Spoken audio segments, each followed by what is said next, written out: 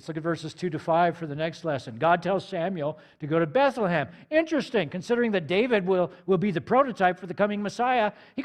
He's from Bethlehem. Interesting. Get it? Verse 2, but Samuel said, talking to God, how can I go? If Saul hears it, he will kill me. In this little sentence, we gain insight into the web of fear that Saul has spread over everything. Saul, like every tyrant, is desperate to remain in power. And so with the threat of a replacement looming, he sends out his stormtroopers to secure his power. There is a pall of dread and darkness over everything. And we see it again in verse 4. Samuel comes to Bethlehem. And look at how he's greeted in verse 4. Samuel did what the Lord commanded and came to Bethlehem. The elders of the city came to meet him. How did they meet him? Trembling. And they said, do you come peaceably? Samuel replied, yes, in peace. And truly he has come in peace, but not the way they think. There's a lesson here about what it means to bring peace to a difficult situation. Coming in peace, here's the lesson. Coming in peace does not mean you're not going to make waves. It doesn't mean you're not going to ruffle feathers. Sometimes to come peaceably, to bring peace, you have to shake things up.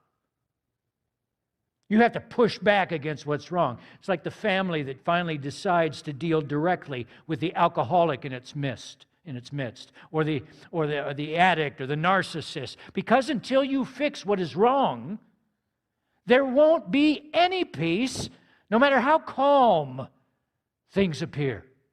Sometimes to heal, you first have to wound. The first part of surgery is the cutting. The first part of learning is the correction, and it hurts, but peace won't come any other way. And then Samuel says, I've come to sacrifice to the Lord. To bring peace requires sacrifice. It requires real effort, rolling up your sleeves, doing hard work. Jesus said, blessed are the peacemakers. Notice what he did not say. He did not say, blessed are the peacekeepers. There's a difference.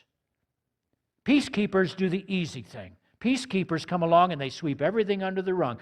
There's nothing to see here, folks. Pay no attention to the person behind the curtain. Everything's all right. Just keep moving. Keeping peace at all costs.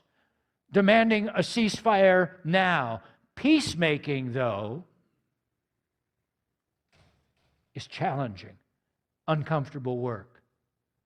There's nothing more uncomfortable than an intervention where something that is unhealthy, that is evil even, is exposed and unmasked. That requires sacrifice and consecration to undo it. Samuel says next, consecrate yourselves, come to me to the sacrifice.